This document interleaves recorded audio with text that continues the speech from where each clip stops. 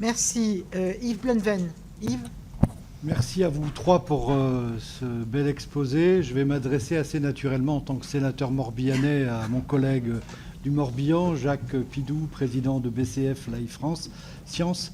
D'abord pour redire, parce qu'il a été discret dans la présentation de son entreprise, qu'on est sur une pépite économique du Morbihan avec en plein milieu de notre département rural, une entreprise qui emploie plus de 200 personnes, qui a été financée au début, et je tiens à le dire, par de l'investissement citoyen. On avait un maire visionnaire dans cette commune qui a été voir tous les paysans du coin pour leur réclamer un peu d'économie pour lancer en capital cette entreprise.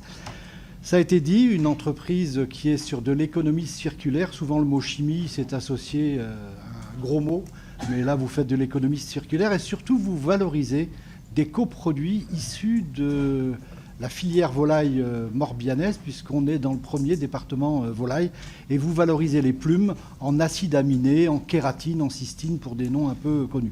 En tout cas, bravo pour tout ça, et on est très fiers de cette entreprise. Vous êtes venu nous parler, sensibiliser sur le manque de compétitivité de nos entreprises françaises. Vous n'êtes pas les premiers, et vous serez sans doute pas les derniers depuis des mois et des mois. On a un défilé. Ce sujet devrait être mis dans une instance comme la nôtre comme un sujet d'intérêt général majeur.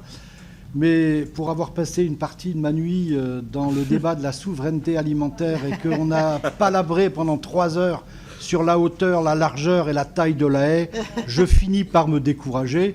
Mais bon, restons confiants. Je voudrais juste mettre l'accent sur un des points de compétitivité qui va sans doute vous donner des frayeurs sur l'année 2025, c'est le prix de l'eau. Alors il se trouve que BCF a beaucoup investi sur la réuse, sur la réutilisation de l'eau. Là encore, la France, dernier pays à s'intéresser à ce sujet.